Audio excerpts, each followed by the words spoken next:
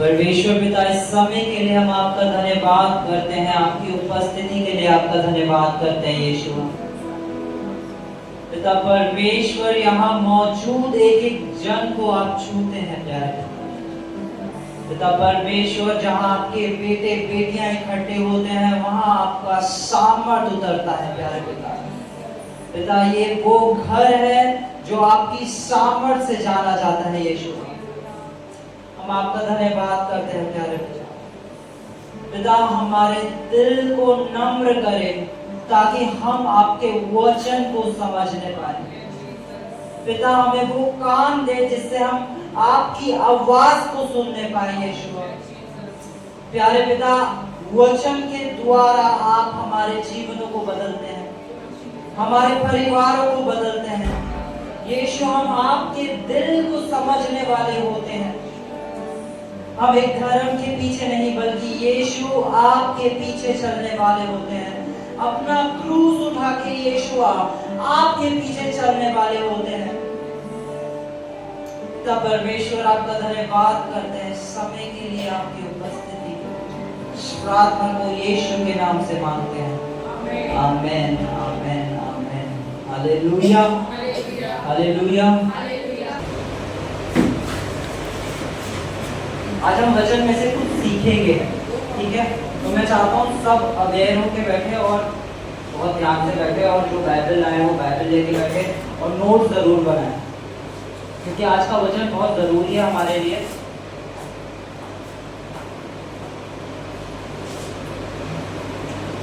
अक्सर जब हम परमेश्वर के बारे में बात करते हैं तो लोग दो तरफा परमेश्वर को देखते हैं। जब वो पुराने नियम में देखते हैं तो वो देखते हैं एक ऐसा परमेश्वर जो चीजों को नष्ट कर रहा है, और जब नई वाचा में देखते हैं तो परमेश्वर का हृदय दिखाई देता है कि वो एक प्रेम करने वाला पिता है। और ज्यादातर मसीही इसी उसमें रहते हैं कि जब भी कुछ बुरा उन्हें दिखता है ना तो वो निकाल के लाते हैं एक शिक्षा कि ये मसीह की तरफ से हो रहा है। जैसे कोरोना आया, परमेश्वर का क्रोध आया है। कुछ बुराई आ रही है तो भूकंप आ रहे हैं, ये परमेश्वर का क्रोध उतर रहा है। और बाइबल कहती है कि परमेश्वर आज कल और युगान युग एक सा है। और वचन में लिखा है कि परमेश्वर प्रेम है। अगर वो प्रेम होगा तो वो क्रोध नहीं होगा, अगर वो क्रोध होगा तो वो प्रेम नहीं होगा। और परमेश्वर का चरित्र ऐसा नहीं कि बदलता जाए, कि आज परमेश्वर कुछ है और कल परमेश्वर कुछ है। परमेश्वर का चरित्र एक ही है, वो है प्रेम। सिर्फ जरूरत हमें एक चीज की है कि जब हम वचन को पढ़ते हैं तो हम कैसे पढ़ते हैं। मैं आपको एक चीज बताता हूँ। अक्सर जिन लोगों को थोड़ा कम दिखता है वो क्या पहनते हैं, चश्मा पहनते हैं, जिससे उन्हें क्या दिखाई दे, सही दिखाई दे। इसी तरह जब आप वचन पढ़े तो आत्मा के चश्मे से पढ़े, ताकि वो वचन जो लिखा है वो आपको समझ आए। हालेलुया। वरना कोई भी आपको कुछ भी बताएगा और आप कहेंगे हाँ ऐसा ही है। कभी आप देखेंगे कि परमेश्वर बहुत क्रोध करने वाला परमेश्वर है, कि परमेश्वर करुणा ला रहा है, परमेश्वर बीमारी ला रहा है, हमारे साथ इसलिए हो रहा है क्योंकि परमेश्वर हमारी परीक्षा ले रहा है। फिर आप परमेश्वर के प्रेम के बारे में सुनेंगे, आप कहेंगे परमेश्वर की दया तो कभी कम नहीं होती, परमेश्वर तो बहुत प्रेम करने वाला परमेश्वर है, परमेश्वर तो हमारी चिंता करता है, परमेश्वर हमारी परवाह करता है। आप दो तरफा परमेश्वर को लेके चलेंगे। क्या परमेश्वर का कैरेक्टर बदल सकता है? क्या हमारा परमेश्वर एक मूडी परमेश्वर है कि आज उसका मूड है गुस्सा करने का और कल उसका मूड है हंसने का? परमेश्वर का मूड कभी नहीं बदलता। परमेश्वर का प्यार निरंतर कांस्टेंट है, वो हमसे बराबर प्रेम करता है। ठीक है, तो बोलो आज मैं आत्मा के चश्मे से वचन को देखूंगा। हालेलुया। ठीक है, हम वचन में से जब बात करते हैं तो वचन में दो चीजें हमें दिखाई देती है, एक पुरानी वाचा और एक नई वाचा। एक पुरानी वाचा, एक नई वाचा। ये वाचा होता क्या है? कौन मुझे बताएगा वाचा होता क्या है? इसको पता है? वाचा, वाचा, वो जो प्रॉमिस होता है, वाचा, वाचा मैं आपको बहुत सिंपल वे में बताता हूँ। अच्छा, कोई रेंट पे रहता है यहाँ? रेंट करते हैं तो एक एग्रीमेंट होता है ना, दो जनों के बीच के एग्रीमेंट को वाचा बोलते हैं। दो जनों के बीच के एग्रीमेंट को क्या बोलते हैं? वाचा बोलते हैं। तो परमेश्वर ने, जब हम पुराने नियम में देखते हैं तो पुराने नियम में कोई एक वाचा नहीं है, पुराने नियम में बहुत सारी वाचाएं हैं। और अब उन वाचाओं के जरिए हम परमेश्वर के दिल को समझेंगे। सबसे पहली वाचा जो परमेश्वर ने बांधी थी वो किससे बांधी थी? अब्राहम से। अब्राहम से, ठीक है? हम वचन में से पढ़ेंगे।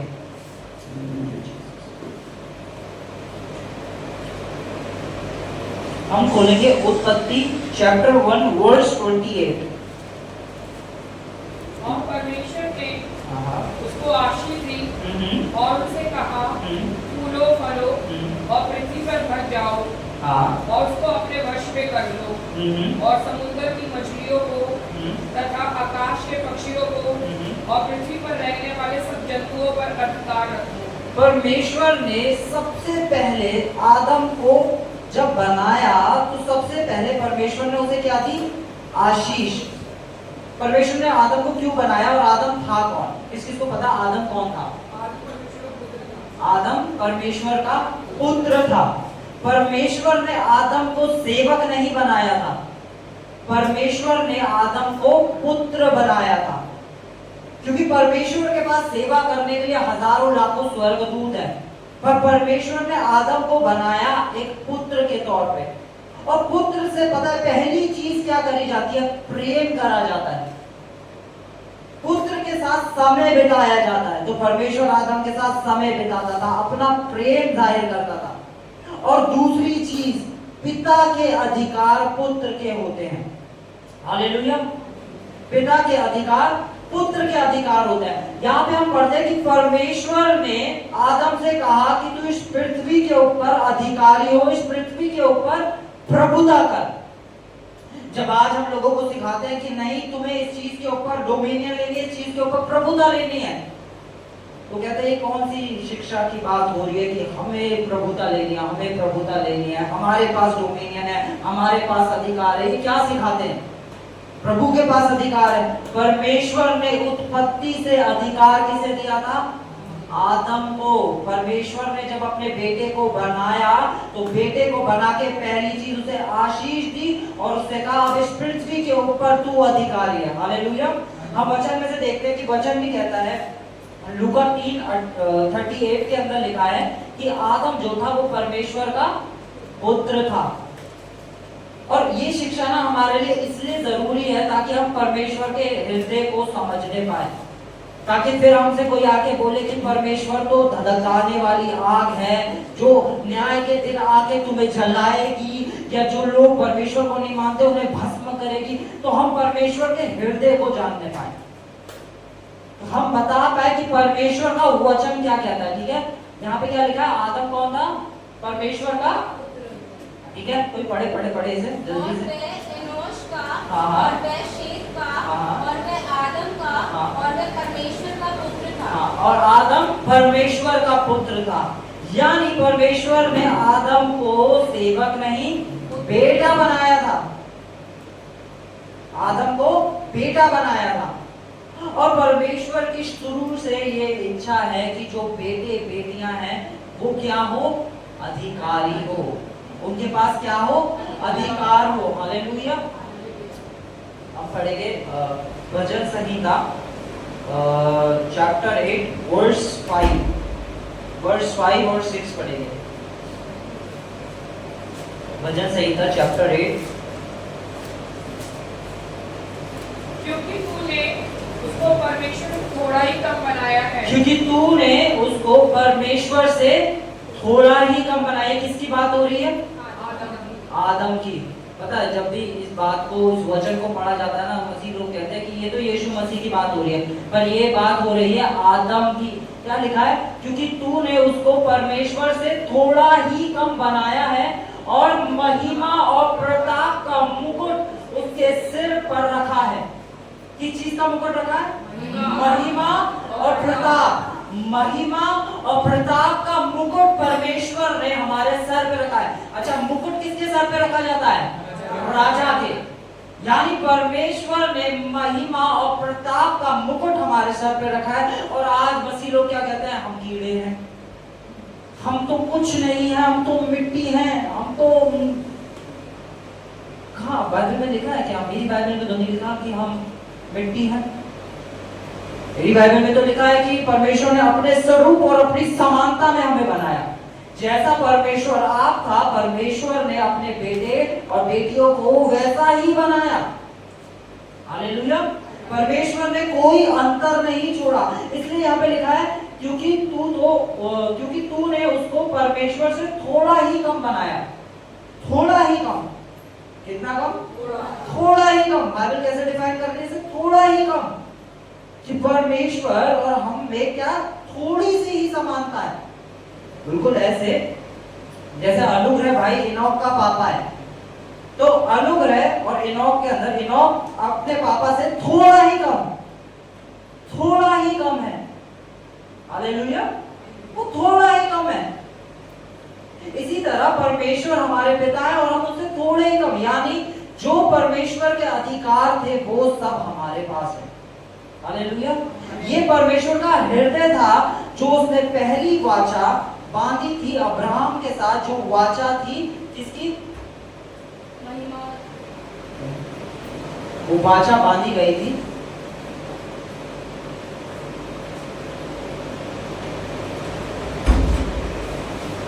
अथॉरिटी की, अधिकार की, अधिकारी होने की वाचा बांधी थी परमेश्वर ने। जो किससे बांधी थी? अब्राहम से, कि अब तू अधिकारी है ना। और जब परमेश्वर अधिकारी हो गया, अब इसे बहुत ध्यान से सुने। अब हम खोलेंगे इसकी नेक्स्ट वर्स पढ़ेंगे। Next verse 6। उसने अपने हाथों के कार्यों पर प्रभुता दी है। अपने हाथों के कार्य के ऊपर क्या दी है? प्रभुता। प्रभुता। प्रभुता कौन करते हैं? प्रभु। प्रभुता कौन करते हैं? प्रभु।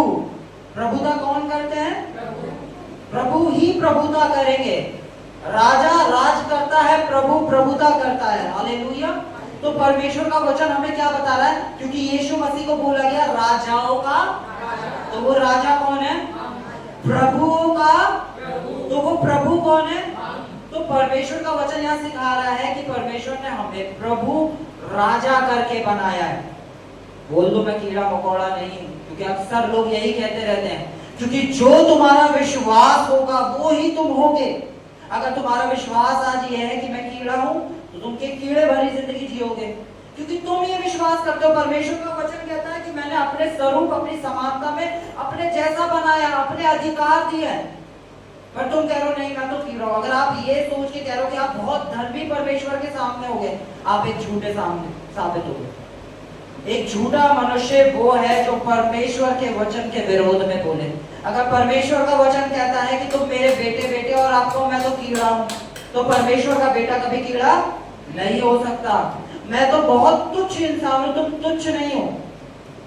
इस चीज को हमें जानना जरूरी है कि हम तुच्छ नहीं है।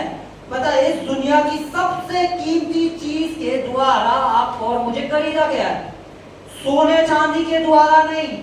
खुद परमेश्वर ने अपना लहू बहा के आपको खरीदा है, और आप कहें कि मैं तुच्छ हूं, मैं कुछ नहीं हूं, मैं मिट्टी हूं।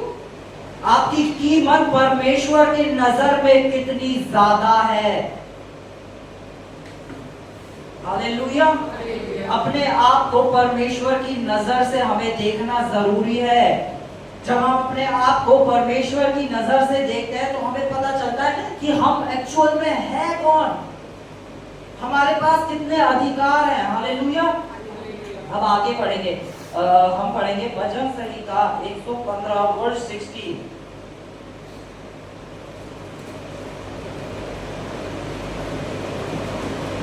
स्वर्ग तो यहोवा का है, स्वर्ग तो यहोवा का है, स्वर्ग यहोवा का है, परंतु पृथ्वी उसने मनुष्य को दी है। पृथ्वी उसने मनुष्य को दी है।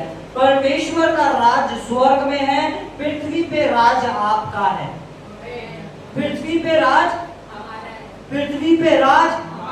एक राजा अगर अपने एक इंसान है जिसके पास अधिकार है, ठीक है, मैं से बहुत सिंपल वे में समझाता हूँ। एक पुलिस वाले की पहचान होगी कि उसके पास क्या अधिकार है।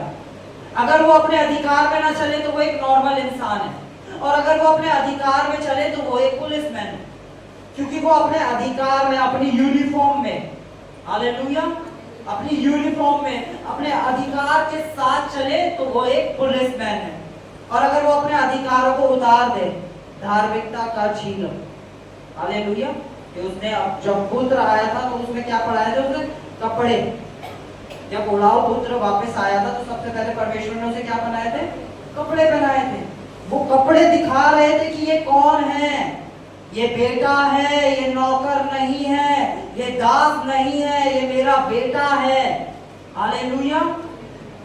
तो परमेश्वर का वचन हमें बता रहा है कि हम अधिकारी हैं इस पृथ्वी के ऊपर, पर एक अधिकारी जब तक अधिकार ना रखे तो वो एक बच्चे की तरह है, वो एक बच्चे की तरह है, उसका कोई काम नहीं, वो नॉर्मल घूमता रहेगा और हर समय पता है क्या करेगा। एक इंसान जो बिना अधिकार के चल रहा है, जो परमेश्वर ने उसे दिया है, वो अपनी हर सिचुएशन के लिए किसी और को जिम्मेदार ठहरा रहा होगा। मेरे साथ इसलिए ये हो रहा है क्योंकि उसने ऐसा करा, मेरे माँ बाप ने मुझे अच्छे स्कूल में नहीं पढ़ाया, मेरे दोस्त ऐसे निकले, मेरा कॉलेज खराब था, मेरे साथ ये हुआ, मेरे साथ वो हुआ, मेरे साथ ऐसा हुआ, मेरे साथ वैसा हुआ। वो हर समय अपनी हर चीज का दोष किसी और के ऊपर लगा रहा होगा, हालेलुया। एक ऐसा इंसान जो बिना अधिकार के जिएगा वो इंसान होगा जो हर चीज का दोष किसी और के ऊपर लगाएगा। पर जो अपने अधिकारों को जान जाएगा उसे पता चल जाएगा कि परमेश्वर ने, किसने अधिकार दिया है, किसने अधिकार दिया है ना।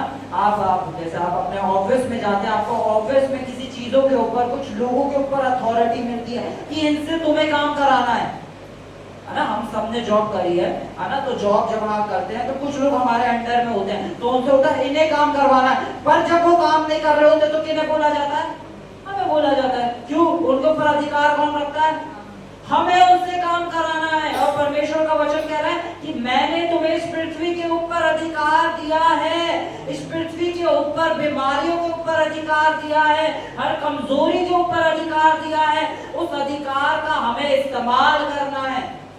अब वो अधिकार कहाँ है, हमारी जुबान में, क्योंकि परमेश्वर का अधिकार, परमेश्वर जब इस पृथ्वी को रच रहा था तो उसने अपने अधिकार को कैसे रिलीज करा, बोलकर। परमेश्वर ने बोला और वो हो गया। परमेश्वर का अधिकार बोल के स्पष्ट होता है, इसी तरह वो ही अधिकार परमेश्वर ने अपने बच्चों को दिया और वो बोल के स्पष्ट होता है, हालेलुया। कि ज्यादातर हम अपने मुंह से क्या बोल रहे हैं, आमीन। तो परमेश्वर का अधिकार हमारे मुंह में दे दिया गया है।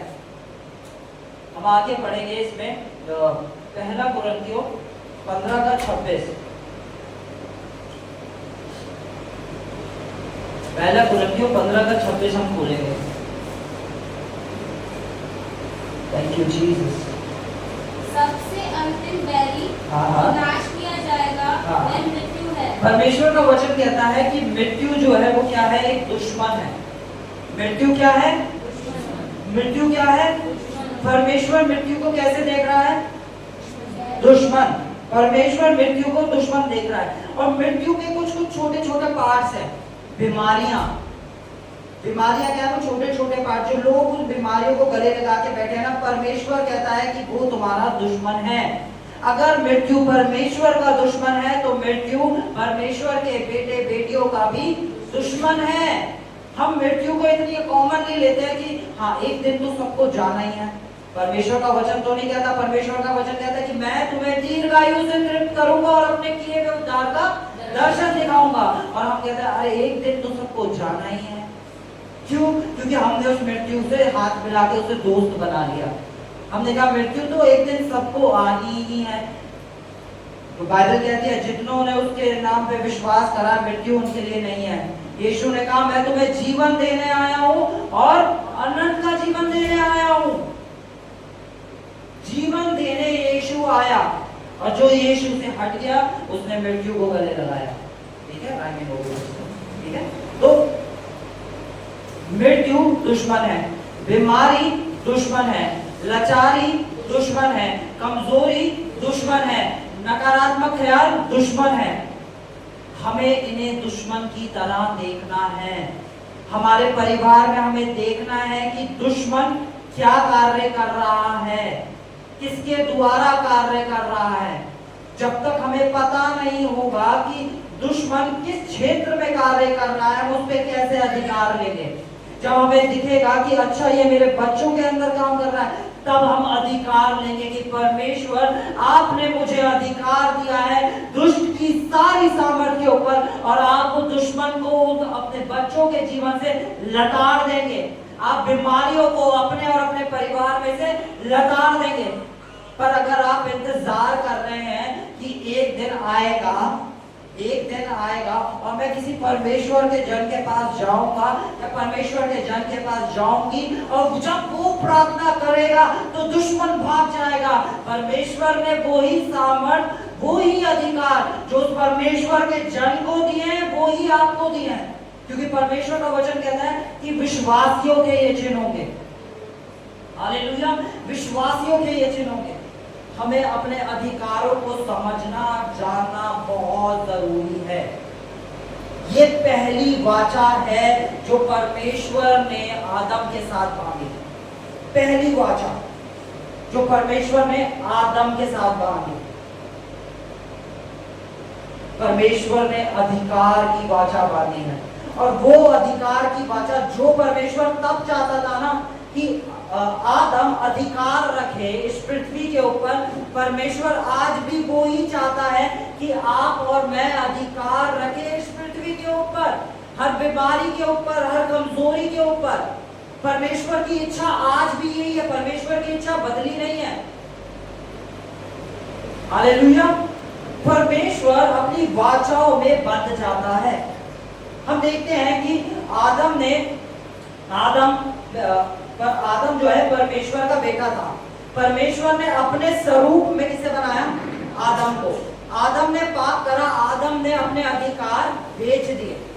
आदम ने अपने अधिकार बेच दिए, है ना। लोग कहते हैं देखो परमेश्वर कितना बुरा था कि उसने अदन की वाटिका से आदम को बाहर निकाल दिया, मिली ना उसे दंड की सजा। नहीं, परमेश्वर दंड नहीं दे रहा था। परमेश्वर जानता था कि अगर उसने मृत्यु की दशा में वो जीवन का फल खा लिया तो कभी उद्धार नहीं आ सकता। उसने मृत्यु की दशा में अगर जीवन का फल खा लिया तो उद्धार नहीं आ सकता। इसलिए परमेश्वर ने उसे वहां से अलग करा। और फिर आदम से जो बच्चे पैदा हो रहे थे वो आदम के स्वरूप में हो रहे थे, वो पाप की दशा में हो रहे थे। आदम परमेश्वर की दशा में था, पाप करके उसने अपनी महिमा को खोया, और अब वो उससे जो बच्चे पैदा हो रहे थे वो किसकी दशा में हो रहे थे? है ना। हम बाइबल पढ़ते हैं, है ना, उसमें लिखा है कि केन ने पाप करा और केन को परमेश्वर ने ऐसे छोड़ दिया, है ना, जा, है ना। और एक हम बाइबल में पढ़ते हैं, एक बंदा खाली लकड़ियां चुन रहा था और परमेश्वर ने उसे मार दिया। ये कैसा परमेश्वर का कैरेक्टर था, है ना, कि एक केन ने इतना बड़ा पाप करा, केन को मारा नहीं, पर एक इंसान बस लकड़ियां चुग रहा था। क्या पता उसके अंदर क्या चल रहा हो, उसके घर में लोग भूखे हो। हालेलुया। तो अब हम इन वाचाओं को ही समझने वाले हैं, क्योंकि पुराने नियम में एक वाचा नहीं, कई सारी वाचाएं हैं, जिसमें से पहली वाचा क्या है? अधिकार की वाचा, जो परमेश्वर ने किसको दी थी? आदम को। अब हम दूसरी वाचा की ओर चलेंगे, पर उससे पहले आप पढ़ेंगे उत्पत्ति 3:15। उत्पत्ति 3:15। उत्पत्ति 3:15 पढ़ेंगे। और मैं तेरे और स्त्री के बीच में और तेरे वंश और इसके वंश के बीच में बैर उत्पन्न करूंगा। यहाँ पे परमेश्वर कह रहे हैं कि मैं तेरे और इस स्त्री के, तेरे, ये किससे बात कर रहा है परमेश्वर?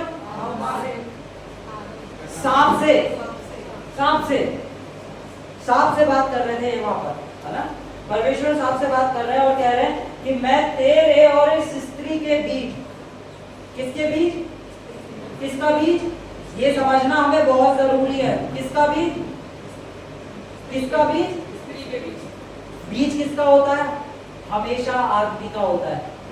बीज किसका होता है? हमेशा आदमी का होता है। पर सिर्फ एक हमारे यीशु मसीह थे जो स्त्री के बीज के द्वारा आए दुनिया में। हालेलुया। ये एक प्रोफेटिकल पिक्चर थी। इस वर्ष को पढ़ो। मैं तेरे और स्त्री के बीच में और तेरे वंश और उसके वंश के बीच में बैर उत्पन्न करूंगा। वह तेरे सिर को कुचल डालेगा और तू उसकी एड़ी को डसेगा। यहाँ पे परमेश्वर का वचन बता रहा है कि शैतान तू तो उसका थोड़ा ही कुछ बिगाड़ पाएगा, पर वो तेरे सर को कुचल डालेगा, यानी वो तुझे खत्म कर डालेगा। तू तो उसका थोड़ा सा ही नुकसान पहुंचा पाएगा, तू थोड़ा सा ही कर पाएगा, पर वो तेरे साम्राज्य को खत्म कर देगा। हालेलुया। यहाँ पे परमेश्वर का वचन ये सिखा रहा है कि कैसे एक प्रोफेसी हुई थी कि यीशु मसीह जो एक स्त्री का बीज आने वाला था, वो किसको खत्म कर देता? शैतान के साम्राज्य को। हालेलुया। वो पूरे शैतान के साम्राज्य को खत्म कर देता। कुलीसियों 2:15 के अंदर लिखा है कि यीशु मसीह ने क्रूस पर शैतान का खुल्लम खुल्ला तमाशा बना दिया। हालेलुया। किसका? शैतान का खुल्लम खुल्ला तमाशा, है ना। अब हम जब जाते हैं, आगे बढ़ते हैं, तो आगे एक शख्स आता है जिसके साथ परमेश्वर ने दूसरी वाचा को बांधा, जो था नोहा। क्योंकि लोग कहते हैं कि नोहा बहुत धर्मी पुरुष था और इस वजह से परमेश्वर ने उसे चुना ताकि वो सृष्टि को बचा सके, और परमेश्वर का क्रोध बाकी सब लोगों पे उतरा और परमेश्वर ने पूरी सृष्टि को खत्म कर दिया। नोहा धर्मी था, इसलिए नोहा को बचा लिया। और यीशु मसीह आगे कहते हैं कि परमेश्वर को छोड़ और कोई सिद्ध नहीं है। तो क्या नोहा सिद्ध नहीं था? हालेलुया। बोलो आत्मा का चश्मा।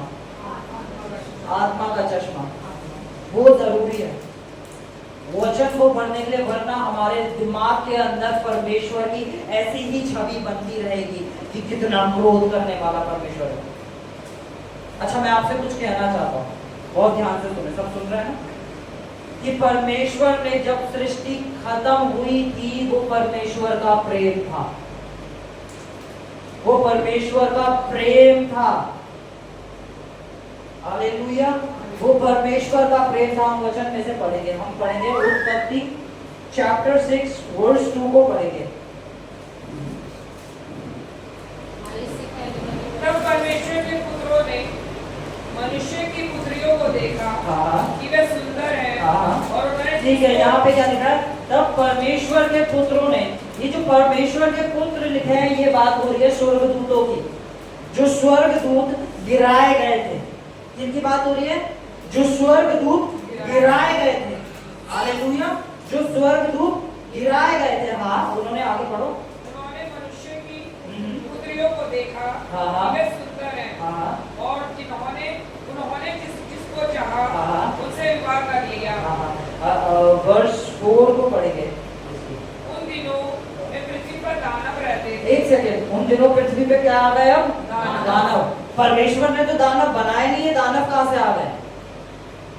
परमेश्वर ने तो दानव कभी बनाया ही नहीं था, ये दानव कहां से आ गए? हालेलुया। परमेश्वर ने तो नहीं बनाया दानव।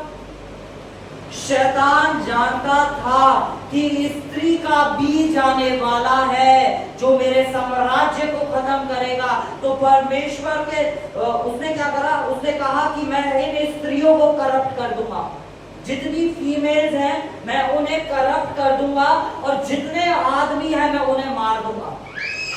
उस समय ऐसा हो गया था कि एक नरसंहार बोलते हैं जिसे, दानवों ने आकर आदमियों को, पुरुषों को मारना चालू कर दिया था, और जितनी भी फीमेल्स थी, जितनी भी लड़कियां थी, वो उनके साथ रेप करते थे, और उनसे जो बच्चे पैदा होते थे वो नेफिलीम्स पैदा होते थे, जो एक दानव हुआ करते थे।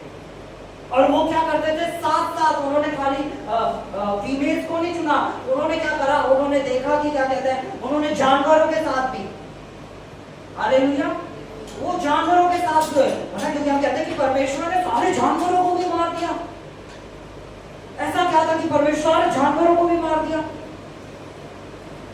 वचन हमें सिखाता है कि कैसे उन गिराए हुए स्वर्गदूतों ने सारी फीमेल्स को करप्ट करना चालू कर दिया था, सारे मेल्स को मारना चालू कर दिया था। हालेलुया। हम आगे पढ़ेंगे उत्पत्ति चैप्टर 6 वर्स 9। अच्छा, अभी समझ में आ रहा है ना? समझ में आ रहा है ना? क्योंकि आपको ना परमेश्वर की सही छवि जाननी बहुत जरूरी है। ये बहुत जरूरी है, ताकि कभी भी जब हम वचन पढ़े ना और हमें दिखाई दे कि परमेश्वर ये क्या कर रहा है, तो हम आत्मा का चश्मा लगा ले। वरना हम हमेशा ये रहेंगे कि परमेश्वर एक तरफ कितना भयंकर है, और फिर कहेंगे परमेश्वर प्रेम है। या तो परमेश्वर भयंकर हो सकता है या प्रेम हो सकता है। आत्मा का चश्मा, बोलो आत्मा का चश्मा। अब आत्मा का चश्मा हर बार लगेगा जब भी बाइबल पढ़ेंगे ना, कुछ ऐसा दिखेगा तो एकदम आत्मा का चश्मा। हालेलुया। हाँ, पढ़ दीजिए। नूह की वंशावली ये है, नूह धर्मी पुरुष और अपने समय के लोगों में खड़ा था। नूह धर्मी पुरुष और अपने समय के लोगों में खड़ा था। आगे खड़ा था और नूह परमेश्वर ही के साथ साथ चलता रहा।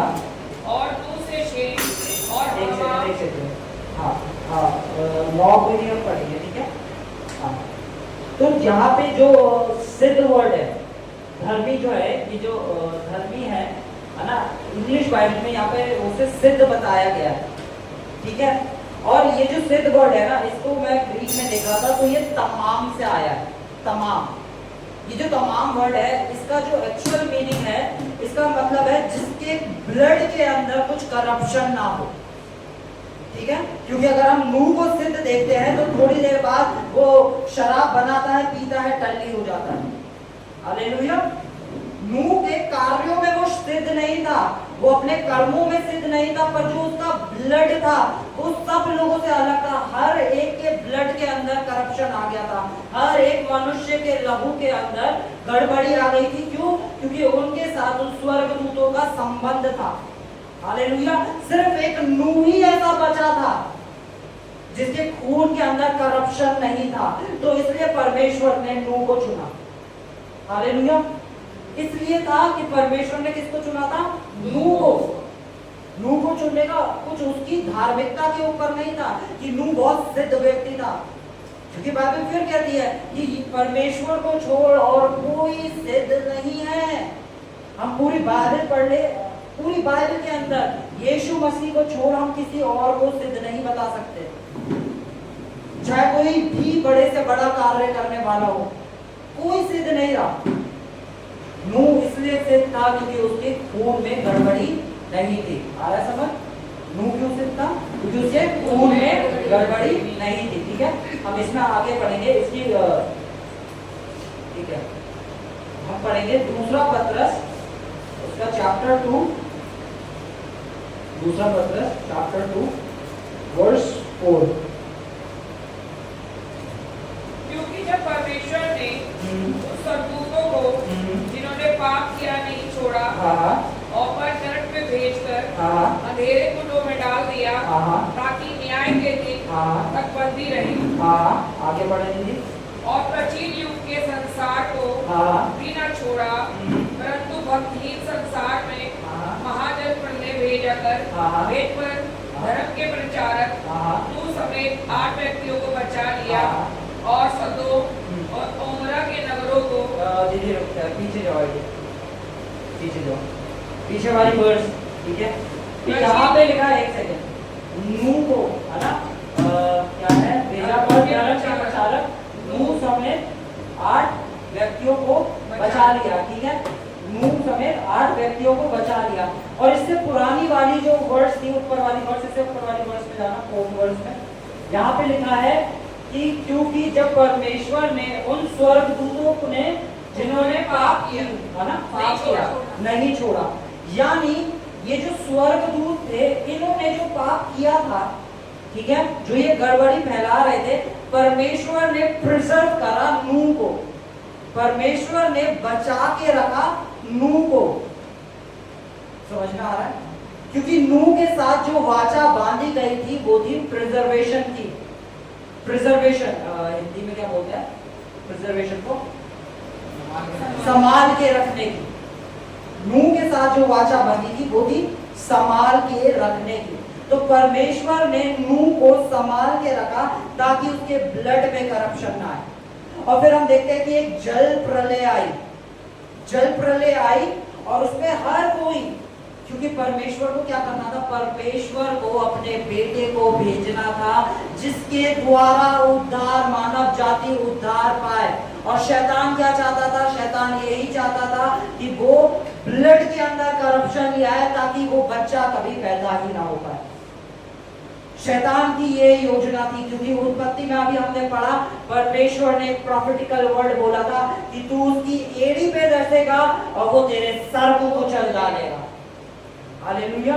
तो परमेश्वर शुरू से ही बचा के रख रहा था ताकि वो अपने बेटे को लाके उद्धार पूरी मानव जाति को देने पाए। परमेश्वर की जो महान योजना थी वो ये थी, परमेश्वर एक जर्नी में से लेकर आया मनुष्य जाति को। हम एक जर्नी में से आए हैं। हालेलुया। और ये जर्नी हमें समझनी बहुत जरूरी है। जब तक हम इस जर्नी को नहीं समझ पाएंगे ना, तो हम परमेश्वर के कैरेक्टर को नहीं समझ पाएंगे, परमेश्वर के हार्ट को नहीं समझने पाएंगे। और बाइबल बताती है कि परमेश्वर के अंदर भी इमोशंस है ना, जो वचन में लिखा है कि पढ़ना बोलना, उत्पत्ति चैप्टर 6 उसकी वर्स 6, कि परमेश्वर मनुष्य को बना के पछताया, 6 उसकी वर्स 6 है ना। और यहोवा पृथ्वी पे मनुष्य को बना के पछताया और वह मन में अति खेदित हुआ। वो मन में अति खेदित हुआ। पता है, मनुष्य को बना के पछताना ये नहीं था कि मैंने लोग बना दिए, ये बेकार लोग हैं। मनुष्य को बना के, यानी उसने अपने बेटे को बनाया और उस बेटे को जिसको अधिकार दिया था, उसने अपने अधिकार बेच दिया और वो अपने अधिकार बेचे जाने की वजह से आज कुचला जा रहा है। आज एक जो अधिकार परमेश्वर ने दिए थे, उन अधिकारों को छोड़कर एक बेचारे वाला जीवन जी रहा है मनुष्य जाति। इसलिए परमेश्वर पछता रहा था। और जो ये वर्ड है ना कि परमेश्वर खेदित हुआ, परमेश्वर खेदित हुआ, ये खाली ना बहुत सिंपल वर्ड नहीं है। इस शब्द को समझने के लिए ना हमें आत्मा चाहिए कि परमेश्वर खेदित हुआ। ये बिल्कुल ऐसा है, बिल्कुल ऐसा है। मैं कहूँ कि मुझे चॉकलेट पसंद है, क्या आप कहो कि आपको चॉकलेट पसंद है, ठीक है, सबको चॉकलेट पसंद है ना। मुझे चॉकलेट से बहुत प्यार है, और एक तरफ आप कह रहे हो मुझे अपने बच्चे से बहुत प्यार है। चॉकलेट में प्यार होना और उस बच्चे से प्यार होने में जमीन आसमान का फर्क है।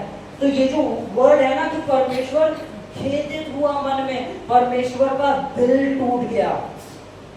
परमेश्वर जब भी अपने किसी भी बेटे बेटी को बिना अधिकार के जीते हुए देखता ना, उसका दिल टूट जाता है।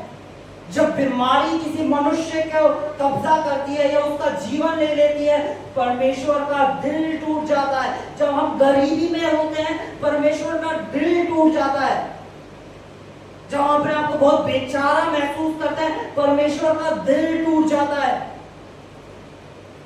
सारे अधिकार जो आदम ने बेचे थे, यीशु मसीह ने वो सारे अधिकार हमें वापस लाके दिए। इसलिए लूका 10:19 में लिखा है, देखो मैंने तुम्हें सांपों बिच्छुओं को रोंदने का और दुष्ट की सारी सामर्थ के ऊपर अधिकार दिया है, और किसी वस्तु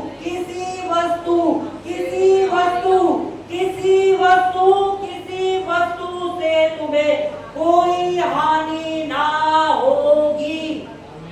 किसी वस्तु, ये किसी वस्तु यानी किसी भी वस्तु से जो आपको हानि पहुंचाने के लिए है, नहीं हो सकती। पर पहले यीशु ने तुम्हें अधिकार बताया, सांपों बिच्छुओं को रोकने का, दुष्ट की सारी सामर्थ के ऊपर अधिकार दिया है। उन अधिकारों को इस्तेमाल करोगे तो किसी वस्तु से तुम्हें कोई हानि ना होगी। हालेलुया। तो हमें आज हम सिर्फ 2 वाचा हैं जो हमने सीखा है, ठीक है। इनको जिन्होंने नोट करा है वो बहुत अच्छा है, नहीं तो ये वीडियो जो भी है आपके पास आ जाएगी, इसको बार बार सुनो। इसके बाद जब हम जो वाचा की बात करेंगे वो है अब्राहम के साथ जो परमेश्वर ने वाचा बांधी, जो वाचा परमेश्वर ने अब्राहम के साथ बांधी, क्योंकि वो वाचा बहुत औसम। मतलब जब मैं उस वाचा के ऊपर मनन कर रहा था तो मतलब सच में परमेश्वर का दिल नजर आया कि वो कितना ज्यादा ही प्रेम करता है और कैसे पुराने नियम को गलत तरीके से हमें समझा के परमेश्वर की गलत छवि हमारे दिमागों में छापी गई है। क्या अभी हमें परमेश्वर का प्रेम नजर आया कि क्यों परमेश्वर ने, कैसे परमेश्वर का दिल टूटा था? परमेश्वर तो आग लगाने वाला, अरे आग लगाने वाला नहीं है, वो तो शुरू से बचाना चाहता है। अगर उसे जलाना ही होता तो आज मैं और आप यहाँ होते नहीं, वो इतना इंतजार नहीं करता। अगर उसे नष्ट ही करना होता ना तो आप और मैं में से कोई नहीं बचा होता। ये उसका प्रेम है और वो बदलता नहीं है, इसलिए हमने इस शिक्षा का नाम रखा परमेश्वर जो कभी नहीं बदलता। ऐसा नहीं कि पुरानी वाचा में हमारा अलग परमेश्वर था, नई वाचा में अलग परमेश्वर। यीशु ने कहा पिता और मैं एक है, पिता और मैं एक है। हम परमेश्वर के दिल को और गहराई से जानेंगे, ठीक है? तो आप जो लोग आए हैं, आपको नेक्स्ट टाइम आना इसलिए जरूरी है क्योंकि आपको इस शिक्षा में आगे सीखना बहुत जरूरी है। पता है, हम जो यहाँ पर आते हैं ना, हम यहाँ पे एंटरटेनमेंट के लिए नहीं आते, हम मनोरंजन के लिए नहीं आते, हम यहाँ आते हैं ट्रेन होने के लिए। मैं नहीं चाहता कि हम लोग हो यहाँ पे एंटरटेन हो, भाग जाए और फिर रोने वाला जीवन जिए। है मेरे जीवन में ये दुख, मेरे जीवन में ये दुख, मेरे परिवार में वो दुख, हमारे साथ ये होना, मुझे ये बीमारी, मुझे वो बीमारी। आप यहाँ से एक योद्धा की तरह जाएं, दुष्ट को कुचले, फिर वापस आए, फिर ट्रेनिंग ले, फिर जाए, फिर कुचले, फिर वापस आए, फिर बाहर जाए, फिर कुचले, फिर वापस जाए। मैं क्योंकि परमेश्वर की इच्छा है ये। याद रखना इस चीज को कि जब भी आप एक हारा हुआ जीवन जियोगे तो परमेश्वर का दिल टूट रहा है। जब भी आप एक बीमारी से भरा जीवन जी रहे हो तो परमेश्वर खुश नहीं हो रहा आपको बीमारी देख के, है ना? परमेश्वर का दिल टूट रहा है। हालेलुया। बहुत लोग कहते हैं कि ये बीमारी हमें किसकी ओर से मिली है? परमेश्वर की ओर से। परमेश्वर ने हमें ये बीमारी दी है ना? बहुत से प्रचारक ये सिखाते हैं कि परमेश्वर तुम्हें सही बनाना चाहता है इसलिए तुम्हें ये बीमारी दी है, तो दवाई क्यों खा रहे हो? मत खाओ दवाई, परमेश्वर ने दी है बीमारी तो उस बीमारी को ले लो, बैठ जाओ। क्यों दवाई खा रहे हो? क्यों सही होना चाह रहे हो? लेके बैठो ना उस बीमारी को, परमेश्वर ने दी है ना। एक गलत शिक्षा, सिर्फ एक गलत शिक्षा आपको, आपके परिवार को, आपके आने वाली पीढ़ियों को खराब कर सकती है। हालेलुया। एक गलत शिक्षा जो आपने ले ली और आप उसे फिर क्या करोगे? आप अपने बच्चों को सिखाओगे, उनके बच्चों को सिखाओगे, उनके बच्चों को, और वो सारे क्या एक गलत शिक्षा में चलते चलते एक गलत राह पे निकल जाएंगे और आपको लगेगा हम चर्च जाते तो हैं। इसलिए बहुत जरूरी है कि हम किस कलीसिया में जा रहे हैं, वहां पे क्या सिखाया जा रहा है, क्योंकि जब तक आपको परमेश्वर के वचन को सही तौर पे नहीं सिखाया जाएगा आप कभी योद्धा नहीं बन सकते। आप कभी योद्धा नहीं बन सकते। और परमेश्वर के बेटे बेटियां योद्धा हैं। परमेश्वर ने हमें रखा इसलिए है ताकि हम इस पृथ्वी के ऊपर राज्य लाए, अपने पिता के राज्य को लाए। और राज्य को लाने के लिए आपको परमेश्वर ने पहले अपने अधिकार दिए हैं।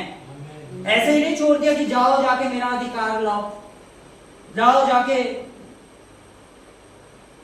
हालेलुया, है ना? कि मेरे राज्य को ऐसे ही लिया, अपना आत्मा दिया, अपनी सामर्थ दी है ताकि हम जाके उसके राज्य को इस पृथ्वी पे बोल सके। हालेलुया। तो हम बेचारे नहीं हैं, हम लाचार नहीं हैं, हम परमेश्वर के बेटे बेटियां हैं जिसे परमेश्वर ने अपने अधिकार दिए हैं। अब बोलो, अब मैं जब वचन पढ़ूंगा तो आत्मा के चश्मे के साथ पढ़ूंगा। हालेलुया। ताकि हम परमेश्वर के दिल को जानने पाए। परमेश्वर के दिल को जानना बहुत जरूरी है। हालेलुया। ठीक है, अब हम आगे नेक्स्ट उस पे चलेंगे। ठीक है, नेक्स्ट टाइम में हम आगे की वाचाओं को सीखेंगे, क्योंकि मैं चाहता हूँ जो भी हम सीखे ना, इस शिक्षा को हम अपने अंदर ऐसे उतार ले ताकि जब हम आगे जाएं तो ये नहीं कि अभिषेक भाई समझाएंगे, अभिषेक भाई समझाएंगे, आप इस वचन को समझाने पाओ। जब आपके सामने आके लोग बोले ना कि देखो परमेश्वर ने ऐसा कर दिया, आपको आओ भाई और आओ बहन, हम तुम्हें बताते हैं कि वचन क्या कहता है। परमेश्वर की छवि सबसे ज्यादा खराब करी हुई छवि है। सिर्फ और सिर्फ हमारे परमेश्वर की छवि को सबसे ज्यादा खराब करा गया है। लोगों ने नए नए तरीके से परमेश्वर की छवि को बिगाड़ने की कोशिश करी है। बाइबल स्पष्ट रूप में कहती है परमेश्वर प्रेम है। परमेश्वर क्या है? प्रेम। परमेश्वर क्या है? प्रेम। हमारे लिए प्रेम कुछ करना होता है। हमारे लिए प्रेम क्या होता है? कुछ करना। हम अपने प्रेम को कैसे करके जाहिर करते हैं? मैंने ये करा है, ये प्रेम में करा है। परमेश्वर का कैरेक्टर, परमेश्वर का नेचर, परमेश्वर आप प्रेम है। परमेश्वर और कुछ नहीं है, परमेश्वर अपने आप में ही प्रेम है। परमेश्वर को कुछ करने की जरूरत नहीं है उस प्रेम को दिखाने के लिए, परमेश्वर है ही प्रेम। हालेलुया। हम सब खड़े हो जाए।